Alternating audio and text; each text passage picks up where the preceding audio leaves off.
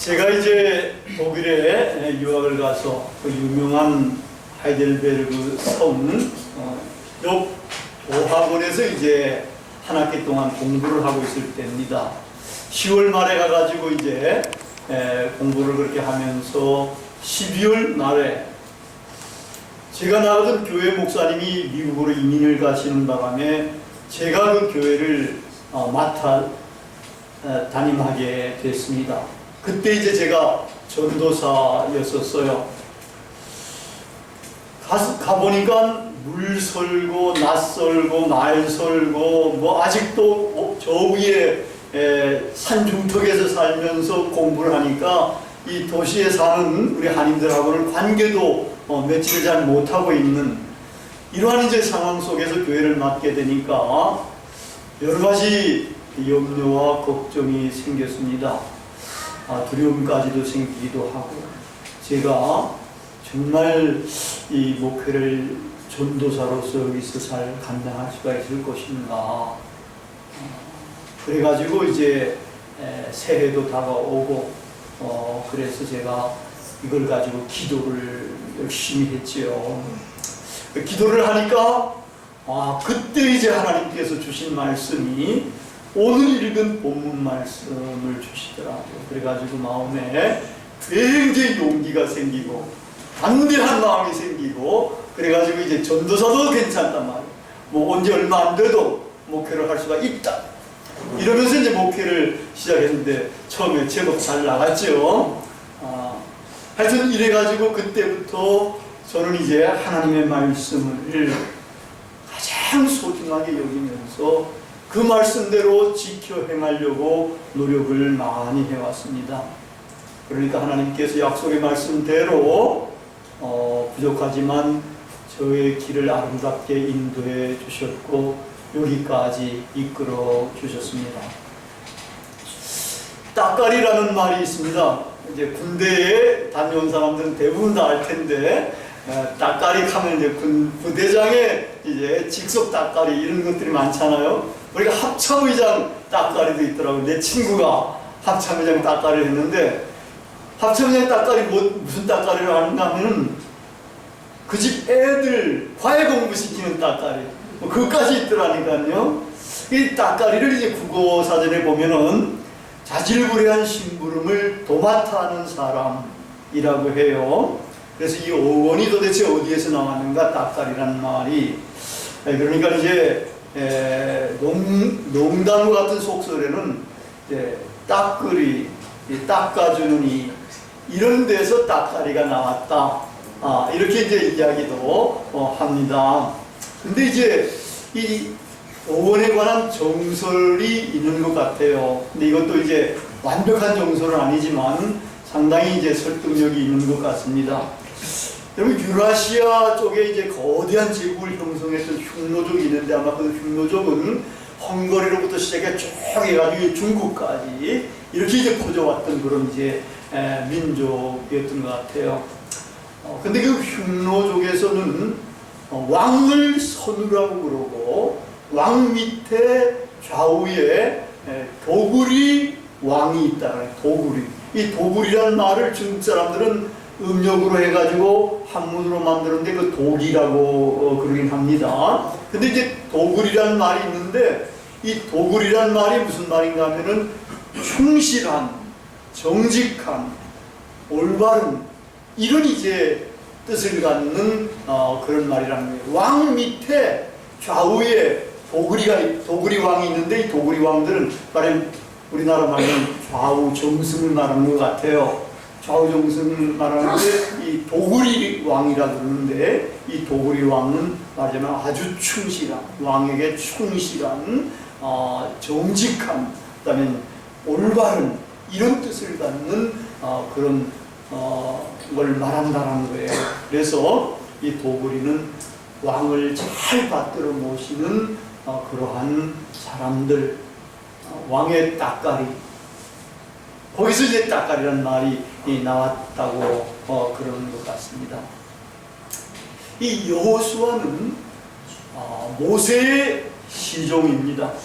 말하자면 모세의 따까리라고 할 수가 있어요. 근데 이 따까리니까 처음에는 뭐 별 볼 일 없었을 수도 있잖아요. 그래도 이제 따까리는 모세 밑에 있으니까 때때로는 이제 머리도 가질 수도 있고 그러긴 합니다.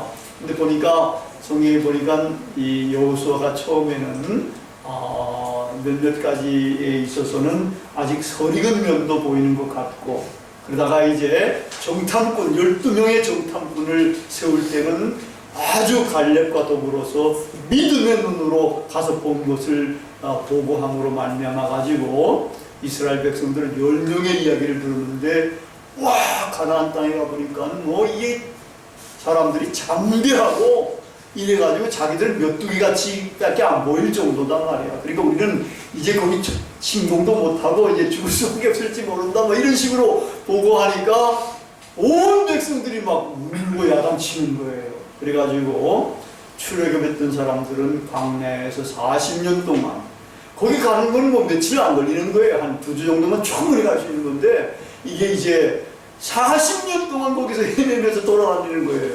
돌아다니다가 결국은 다 거기서 출애굽한 사람들은 다 죽고, 거기 돌아다니면서 난 이제 이스라엘 백성들, 새로운 이스라엘 백성들만 이제 가나안 땅, 약속의 땅에 들어가게 되는데, 거기에 이제 이 갈렙과 여호수아가 들어가게 됩니다. 하여튼 이 여호수아는 모세의 시종이었고 수종자였습니다. 아직 한 번도 지도자가 돼 본 적이 없습니다. 근데 여호수아는 모세가 죽고 난 다음 이스라엘 백성을 이끄는 지도자가 되었습니다. 모세의 후계자가 된 것입니다. 모세는 어떤 사람입니까? 하나님과 직접 대면해서 이야기한 사람입니다. 10가지 재앙을 내리게 해서 이스라엘을 애굽에서 해방시킨 그런 용도자입니다. 홍해를 믿음의 지팡이로 갈랐던 분, 이스라엘을 그래서 건너게 한 그런 분입니다. 10계명의 돌판을 받아서 온 사람이에요. 반석에서 물이 나게 하신 분입니다. 구약의 가장 위대한 인물이라 그러면 모세입니다. 근데 그분을 섬기기만 했지 자기는 그분에 비하면 아무것도 아닌데, 그분의 뒤를 이어서 하나님의 백성 이스라엘 백성을 이끌어가야 한다니 얼마나 두려웠을지 모릅니다. 기도를 많이 했을 것입니다. 기도하는 가운데에 오늘의 말씀을 받았을 것으로 생각하게 됩니다. 강하고 담대하라. 두려워하면 놀라지 말라. 내가 어디로 가든지 내 하나님 여호와가 너와 함께 하느니라. 하나님이 너와 함께 있어 너를 떠나지 않으며 버리지 아니하리라. 내 평생에 너를 당할 자가 없으리라. 여러분, 이런 말씀을 들으면 우리나라 사람들이 뭐라 그러지 아세요? 아멘, 할렐루야 이런 말이 나오지 않겠습니까? 얼마나 위로가 되는 그런 말씀입니다. 근데 여기 이제 하나님께서 약속하시고 명령하시는 것, 강하고 담대하고 두려워하지 말고 놀라지 말라는 이런 명령을 하셨는 데는 그 다음에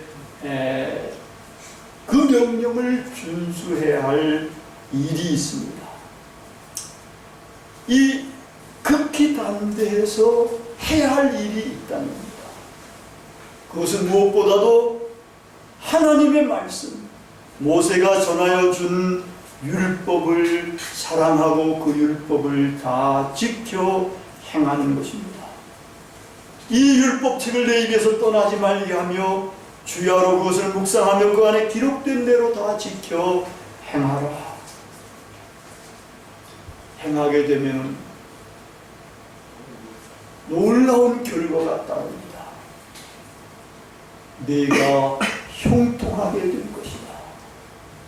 형통의 축복이 따르게 됩니다. 하나님의 말씀을 가장 중요하게 여기고 그 말씀을 다 지켜 행하는 그러한 삶을 살게 될 때에 형통의 축복, 당할 자가 없게 되는 놀라운 축복을 받을 수가 있게 됩니다. 모세 때의 진영과 행군 대열, 여호수아의 행군 대열을 보면은 이분들이 이스라엘을 이끌어갈 때에 하나님의 말씀과 율법을 얼마나 중요시 여겼는가를 우리가 분명히 알 수 있게 됩니다. 이제 이걸 보면은 모세가 영도했던 이스라엘의 진영과 행군 대열입니다. 여기에 성막이 이렇게 있고 지성소가 있습니다. 여기에 법궤가 일단 들어가 있는 데고요. 요 안에 이제 레위 자손들이 이렇게 둘러싸가지고 성막 주위에서 봉사를 합니다. 그리고 이 주위를 이제 12지파가 이렇게 이쪽에 동쪽에 3지파, 서쪽에 3지파, 북쪽에 3지파, 남쪽에 3지파 이렇게 에워싸서 여기서 이렇게 이제 머물러 있는 겁니다. 이게 이제 이스라엘의 진영이 되는 겁니다. 근데 이 양반들이 이 진행할 때 어떻게 이걸 그대로 진행할까 이렇게 동쪽에 이쪽으로 가도록 이렇게 진행하지 않습니다. 진행할 때는 그 다음에 보면 어떻게 진행하는가 하면은 요거는 이제 12지파 그 위에 올라가 보면은 더 하나 더 여기 이제 진행 방향입니다. 이 진행할 때는 뭐를 가장 앞세우는가 하면은 언약궤, 법궤를 가장 앞세웁니다. 그리고 이제 성막 물품들, 성막 가구들을 이렇게 집어넣고 선입지파, 유다, 이사갈, 스불론 이렇게 해가지고 12지파가 이렇게 딱 돼가지고 진행을 합니다. 뭘 선두에 내세운다고요? 언약궤, 하나님의 말씀의 언약궤, 법궤라고도 그럽니다. 이게 이제 가장 앞에 내세워가지고 진행을 하게 되는 겁니다. 이분들이 정착해서 생활할 때, 정착은 아니지만 거기 머물러가지고 거기 지낼 때도 가장 중심에 성막이 있고 지성소가 있고 법궤가 있는 겁니다. 그리고 그 주위를 이제 12지파가 거기서 이제 머물고 진행할 때도 제일 앞에 내세운 거는 다른 것이 아니라 이 언약궤, 법궤 이거를 제일 앞에 내세우고 진행을 합니다. 말하자면 하나님의 말씀을 가장 앞세웁니다. 하나님의 말씀을 가장 삶의 중심으로 놓고 이렇게 생활하고 살아가게 했다는 겁니다. 이 12지파는 아까 이제 그 다음에 내려가면은 보면 거기 이제 너무 내려가네. 요거는 12지파가 각 지파마다 요것은 보석을 말합니다. 12개의 보석인데 다 다른 보석인데 12지파마다 보석이 하나씩 이제 해당이 됩니다. 말하자면 이 유다 지파는 무슨 녹보석이면 녹보석 뭐 이런 식으로 해가지고 보석이 하나 딱 이제 지정이 되는데 말하자면 하나님의 백성 이스라엘의 지파는 보석과 같은 존귀한 존재다. 우리 기독교인들도 새로운 이스라엘의 지파의 편성이 되는 것인데 우리도 보배와 같은 존귀한 존재라는 것을 여기서 시사해 줍니다. 근데 여호수아도 보면은 어떻게 이제 행진을 해가는가 하면은 하여튼 모세가 전해준 율법책을 중요시 해가지고 그 행군 대열을 그대로 받아들인 겁니다. 밑으로 내리고, 더 내리고, 더 내리고. 예, 여기가 이제 여호수아가 요단강을 건너는 그러한 장면을 그린 것입니다. 그 요단강은 아마 강폭이 우리 교회 한 2배쯤 되나? 여기서 저기까지 그 정도 되는데 물이 많을 때는 굉장히 많이 흘러내려가요. 그런데 이거를 걷는데 어떤 식으로 해서 걷는가 하면은 제일 먼저 이 요단강에 이 법궤, 언약궤를 맨 제사장들이 먼저 거기에 들어가게 됩니다. 먼저 딱 들어가서 발이 물에 잠기니까 물이 갈라지기 시작해가지고 이렇게 갈라집니다. 여기 이제 법궤를 맨 사람들이 있고 이 이스라엘 백성들이 이제 지나가게 되고 이렇게 지나가는 셈이 되겠죠. 그리고 이제 다 지나가고 난 다음에 이 제사장들, 법궤를 맨 제사장들이 마지막에 이제 건너오게 됩니다. 그러면 이렇게 물이 크게 창일하게 세워졌던 것이 다시 이제 연결돼 가지고 흘러내려가게 된 겁니다. 모세가 홍해를 갈랐듯이 여호수아는 이 법궤를 통해 가지고 가장 앞세워 가지고 이 요단강도 건너게 되는 겁니다. 요단강을 건넌 후에 처음으로 만나는 적진이 여리고성입니다. 그 여리고성 함락은 여러분들이 많은 이야기를 들어서 잘 아실 수가 있을 것입니다. 거기도 제일 앞장서서 세워놓은 것이 뭡니까? 법궤지 않습니까? 법궤 언약궤를 맨 제사장들이 제일 앞에 쓰고, 그 다음에 이제 백성들, 군인들이 그 다음에 이제 따라가면서 그렇게 이제 돌기만 하고 그러다가 하여튼 마지막 날에는 7번 돌고 고함을 치니까 이 여리고성이 허물어진 것입니다. 이렇게 보면은 여호수아도 이 법궤 하나님의 말씀을 정말 가장 중요시하게 여겼던 것 같아요. 그 말씀을 자기의 삶의 알파와 오메가로 여겼던 것 같습니다. 알파와 오메가 되시는 하나님의 말씀. 이제 우리도 나의 삶의 알파와 오메가가 되도록 가장 중요하게 여기며 살아가야 할 것입니다. 아주 인상적인 것은 이제 여호수아가 이렇게 해가지고 이 가나안 땅을 다 점령합니다. 우여곡절도 있었습니다만은 다 점령을 하고 난 다음에 여호수아서 11장 15절에 보면은 아주 인상적인 말씀을 기록하고 있습니다. 여호와께서 그의 종 모세에게 명하신 것을 모세는 여호수아에게 명령하였고 여호수아는 그대로 행하여 여호와께서 모세에게 명하신 모든 것을 하나도 행하지 아니한 것이 없었더라. 하나도 행하지 않은 것이 없었더라. 다 지켜 행했다는 그러한 말입니다.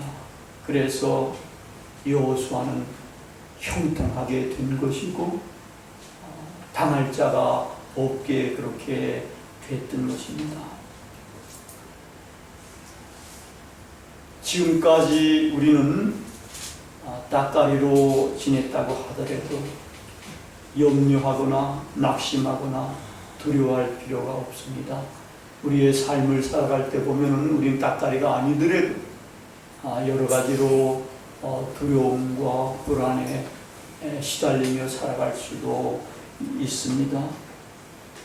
그러나 주님을 믿는다는 것은 대단한 전환을 의미합니다. 주님을 믿는다는 것, 예수님을 자기의 주로 모신다는 것은 이제는 우리가 하나님의 자녀가 되었다는 것을 말합니다. 하나님의 아들과 딸이라는 것입니다. 이러한 자의식을 가지고 하나님께서 명령하신 말씀, 하나님의 말씀을 다 지켜 행하면 됩니다. 우리가 100% 다 지키지 못한다 하더라도 최선을 다해서 지키려고 살아가면 하나님께서는 그 약속을 지켜주십니다. 우리 사람들은 약속을 헌신자처럼 내버리는 경우가 많습니다. 약속을 잘 안 지킵니다. 그래서 너무 안 지켜서 믿을 놈 한 놈 없다는 말도 나오는 이러한 실상이 아닙니까? 그런데 하나님은 신실하신 하나님, 약속을 완벽하게 지켜주시는 하나님, 너무나 좋으신 하나님이십니다. 이제 우리가 주님을 믿으면 하나님의 자녀가 되는 겁니다. 신분이 극도로 상승하는 것입니다. 신분 변화는 이렇게 이루어져야 진짜로 이루어지는 것입니다. 그리고 이제 하나님의 아들과 딸로서 아버지 하나님의 말씀을 우리는 다 지켜 행하도록 하십시다. 그러면 최상의 축복, 하나님께서 우리와 함께 계셔서 떠나지 않으시는 임마누엘의 축복, 번영, 형통함이 여러분과 함께 하게 될 것입니다. 강하고 담대하라. 두려워하며 놀라지 말라. 내 하나님 여호와가 너와 함께 하시느니라. 오늘 여러분들에게 주시는 하나님의 말씀입니다. 기도하시겠습니다.